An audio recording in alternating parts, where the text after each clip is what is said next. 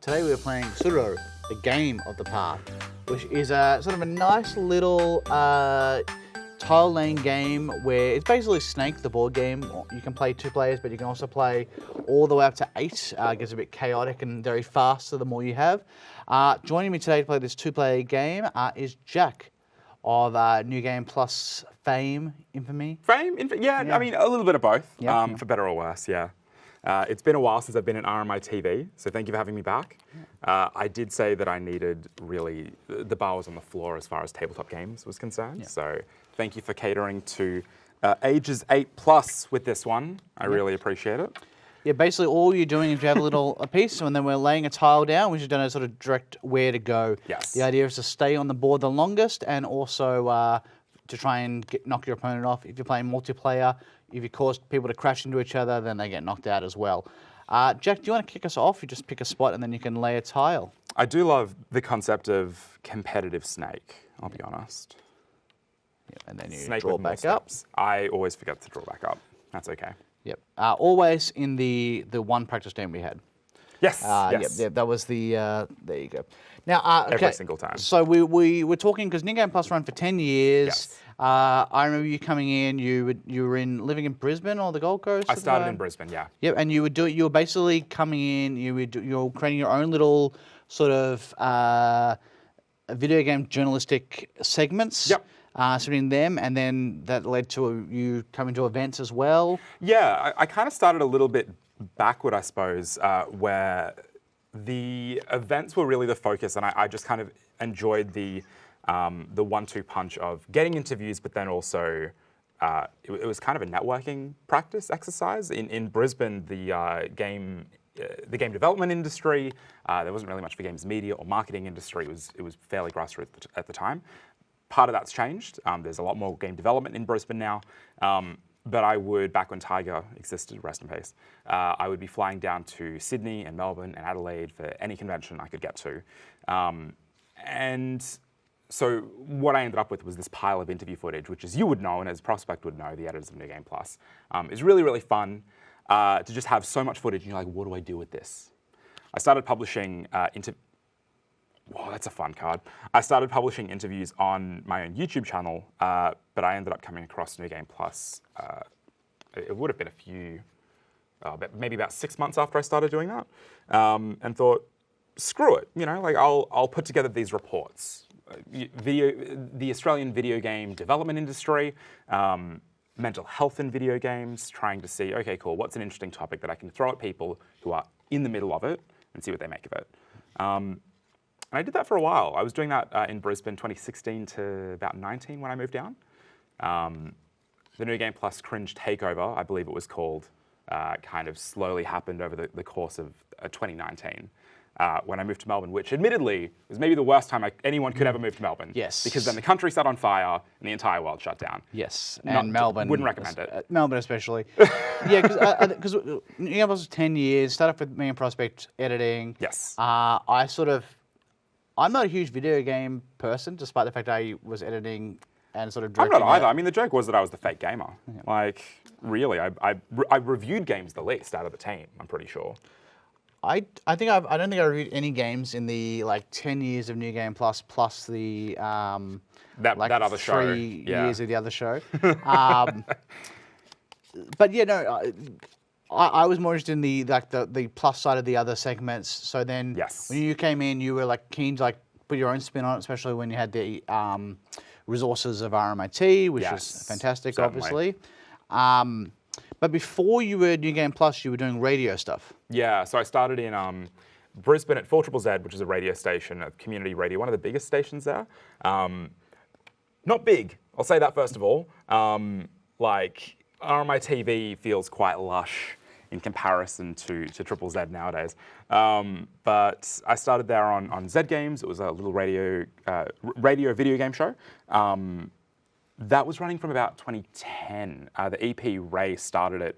It was the graveyard shift it would have been. And they were like, oh my God, we've got a primetime slot at 6 p.m. We doubled our listeners from 2 to 4. And so there were plenty of people that came and went from that. I turned up in 2016, a number of years later, and just sort of, they couldn't get rid of me. 2019, he'd been there for 9 years and was like, I'm good. You know, I'm going to take a step back. I'm going to go back to study, all the rest of it. So he handed it over to me. Adrian, you might recall as well, New Game Plus talent only, please, who hosted a few segments on New Game Plus. And we just kind of kicked the tires on a number of changes very quickly. It was a little bit chaotic, at bare minimum to say. But I think at the time, because I was working more on New Game Plus and then managing Z Games, I tried to find ways to cross those paths as much as possible. The biggest one was certainly Tokyo Game Show. You went to Tokyo Game Show, it was 2018 with us, I think it was. Yeah, I went twice. I'd been, I think, 16 and then 18, I think. Because, yeah, 18 was with, and this is also how I hadn't been keeping up to date, is I just thought Adrian was your friend who was along for the trip.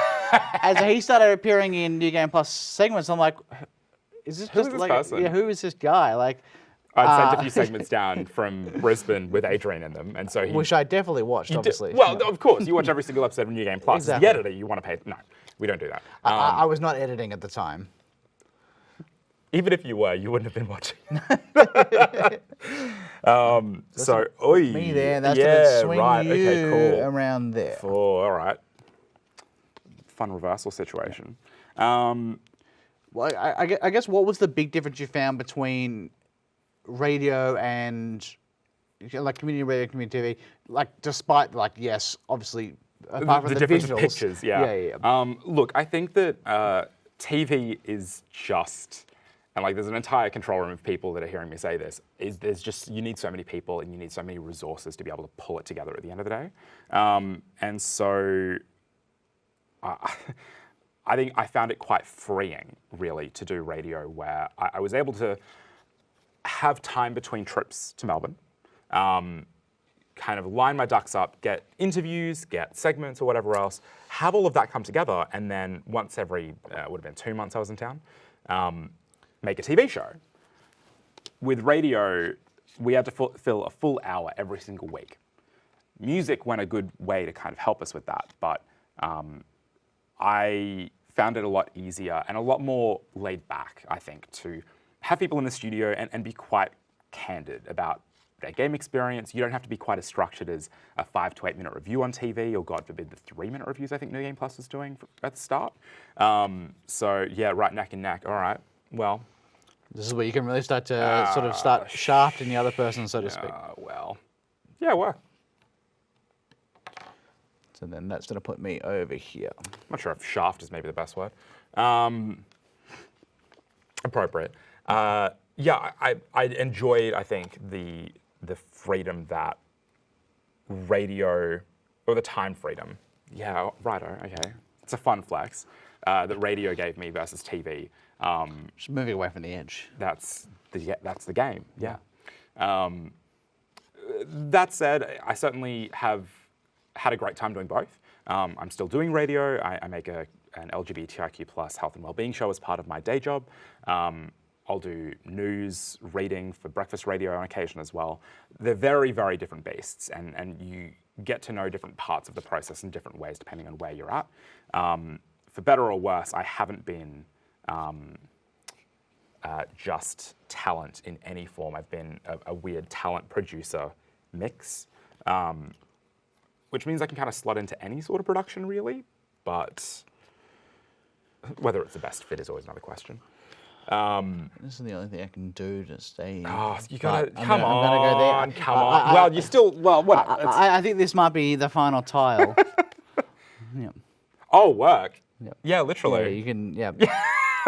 Oh, we're both fucked. Yeah. Do you have another one you could play? Maybe. Yeah. Well. Can I? How does that even work? Oh, work. Yeah. Yeah, stunning. So I still end up good to And go. that gets me Dead. dead. Gone. Yep. So you have won the game of the path. Thank you for sort of taking us down the history of how you sort of joined New Game Plus, and then talking a little bit about your experience in community radio versus community TV. I'm excited to see what you do next. So am I. But thank you for having me back at RMI TV. It's always great fun.